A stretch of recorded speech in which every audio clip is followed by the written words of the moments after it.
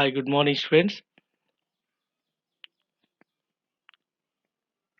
In this session, you are going to learn a review of the number system, which gives some brief explanation what you have learned in number system. Basically, real numbers is a part of rational and irrational. So, rational and irrational numbers. Once I go through with the definition of rational numbers are in the form of p by q, where p and q both are integers and q is not equal to 0. Examples you can say 2 by 5, 4 by 7, 7 by 20. Why q is not equal to 0? As if you take q as 0, the entire value becomes undefined. So we will take a denominator must not be 0. If you take an irrational number definition, a number S is called an irrational if it cannot be written in the form of p by q, where p and q are integers and q is not equal to 0. Examples of irrational numbers you can see root 2, root 14, root 24, root 10, root 12, root 7. All the numbers can be represented on a number line also. So any real number can be represented on a number line. Once if you see this picture, real number system consists of rational and irrational. So integers are part of a rational, whole numbers are part of an integers, and natural numbers are part of whole numbers. So irrational numbers is denoted with S. Rationals are denoted with Q, and the real numbers are denoted with R. I think you know about integers, whole numbers, and natural numbers. Natural with N, whole with W, and integers with I or Z.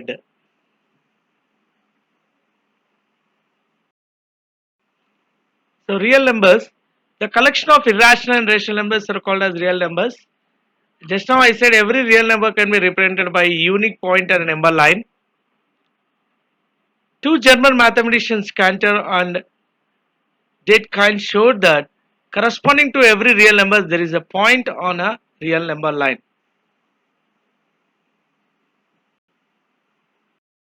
Discuss about decimal expansion of a real number. So if you come to a rational number, if you decimal expansion of rational number are two ways, either terminating or non-terminating and recurring decimal. What is a terminating? If I take a decimal point, it ends at particular point. The remainder gets 0. It ends at particular point. That is called terminating decimal. The non-terminating is it does not end at particular point, but it repeats same kind of series is called as recurring. So rational number have only two kinds of decimal expansion, either terminating or non-terminating and recurring decimal expansion. When you come to whereas irrational numbers, they are non-terminating and non-repeating. Means they, the decimal expansion of irrational number never terminates and also does not repeats in a same pattern.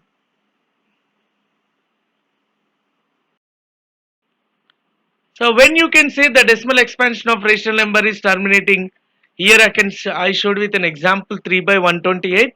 Before that you can read out, find that if the denominator in a rational number in the lowest form is the multiple of 2 or 5 or both, then the number is terminating. Example is 3 by 128. The rationalizing that 128 can be written in a form of 2 power 7. So hence the number is terminating. One more example I can also say that 1 by 125. So 125 is a denominator which can be written in a form of 5 cube.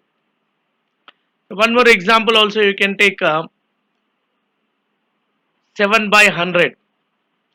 So 100 is nothing but 2 square into 5 square.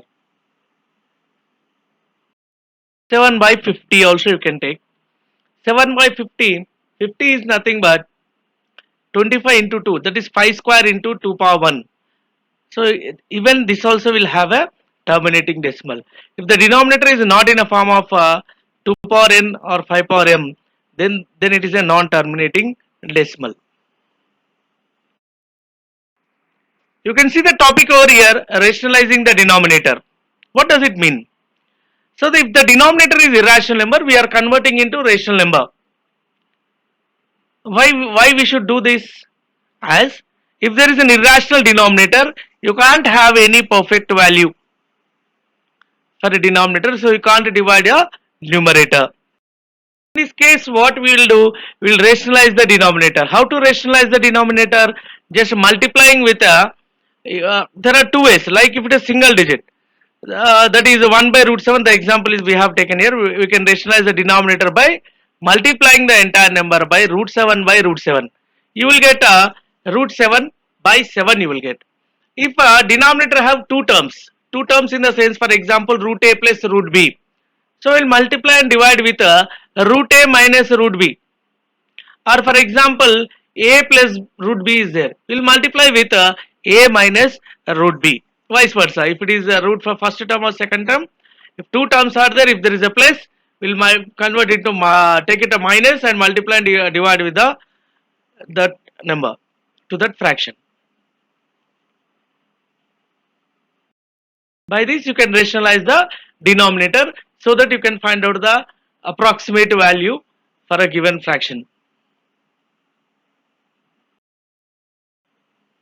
Now, every point on a number line represents a real number. Just now which I said in this the first point.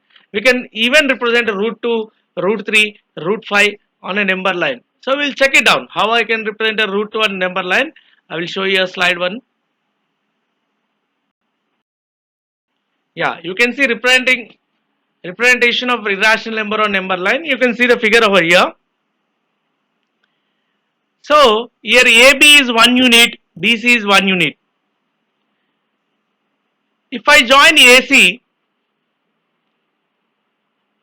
you can see a right triangle over here. ABC is a right angle at B. As BC is perpendicular to AB with 1 unit each, the AC becomes an hypotenuse. You know the Pythagoras theorem?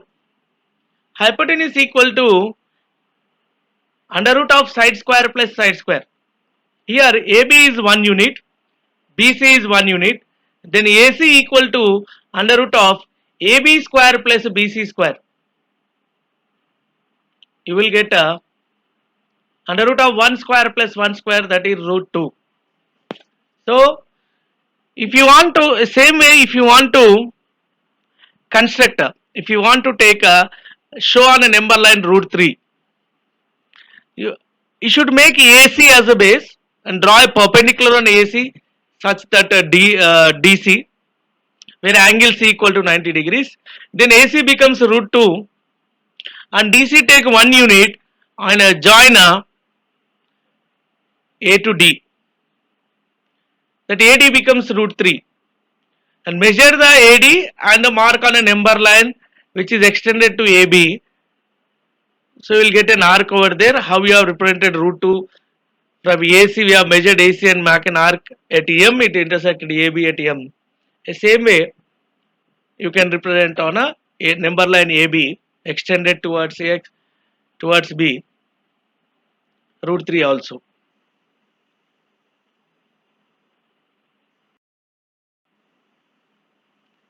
Now this is a small conclusion what you have in this chapter.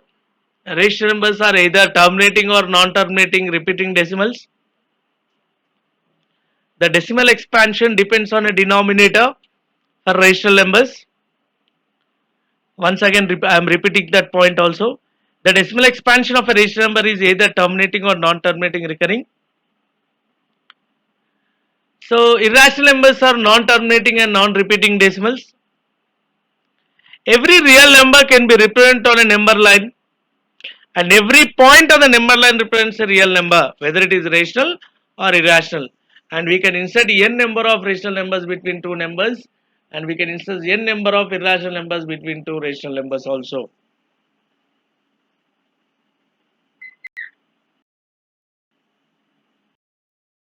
So now you are going to discuss about, I'm going to say you about loss of exponents. This is a review of in this chapter only. Loss of exponents regarding real numbers.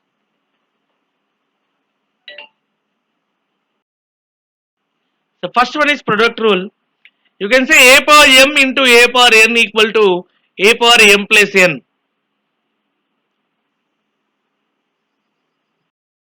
Quotient rule. A power m by a power n equal to a power m minus n.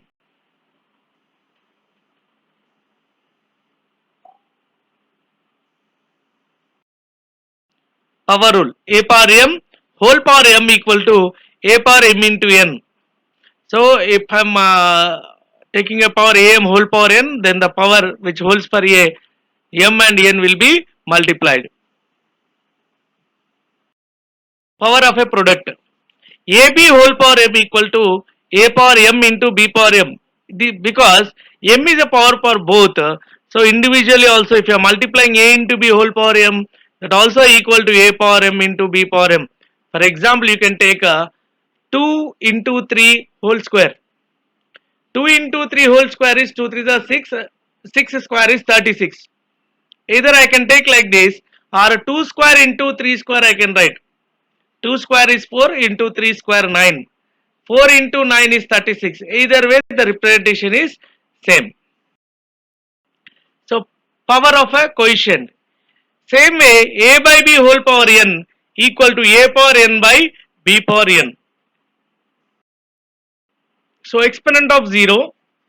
Any variable with a exponent 0 will be equal to 1. It does not equal to 0, it will be equal to 1. Negative exponent. You should remember this. A power minus n equal to 1 by a power n. Same way 1 by a power minus n will be equal to a power n. So moving exponent across a fraction bar, you can see a power minus n by b power minus m. See, the negative exponent is for both a, b. So it interchanges. Now b power minus m becomes 1 by b power minus m becomes b power m, and a power minus n becomes 1 by a power n. So if you multiply, you will get the same thing, b power m by a power n. Negative exponent on a quotient. If a fraction which having a negative exponent, then if you want to convert into positive, the fraction get reciprocals. That is a by b whole power minus n equal to b by a whole power n. For example, 2 by 3 whole power minus 4 equal to 3 by 2 whole power 4. So negative exponent on a denominator, just I discussed, 1 by a power minus n gives you a power n. Now my dear students, there are some, for positive real numbers a and b, the following identities also hold. As we have learned in the starting identities in the previous classes, like a plus b into a minus b, same way for irrational numbers also it holds. Root ab equal to root a into root b. Root a by b equal to root a by root b. The same way root a plus root b into root a minus root b equal to a minus b. A plus root b into a minus root b equal to a square minus b. Because generally we have a plus b into a minus b equal to a square minus b square. If root a whole square will be equal to 1 and root b whole square will be equal to 1, equal to b. So root a whole square equal to a and root b whole square equal to b. That's the reason root a plus root b into root a minus root b gives you a minus b, and a plus root b into a minus root b gives you a square minus b. Root a plus root b whole square equal to a plus 2 root ab plus b. And rational exponents and surds, if r to the power of n equal to a, then r equal to nth power a, where n is greater than or equal to 2, because n equal to 1 there is no root, nth root a will be not there if n equal to 1. If n equal to 2, that is nothing but square root what you write. N equal to 3, cubic root. Then n equal to 4, fourth root of a will write. A to the power of 1 by n is also equal to nth root a. So nth root a can be written in the form of a to the power of 1 by n. For example,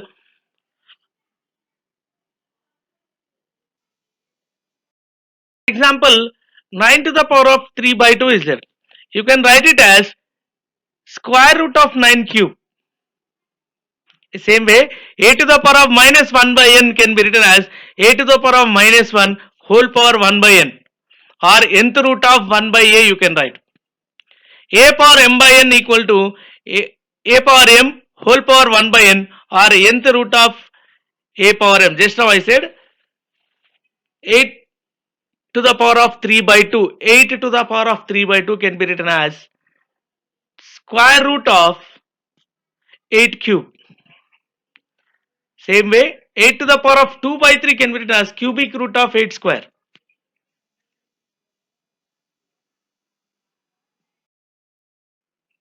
So you can check it down with nth root ab equal to nth root a into nth root b.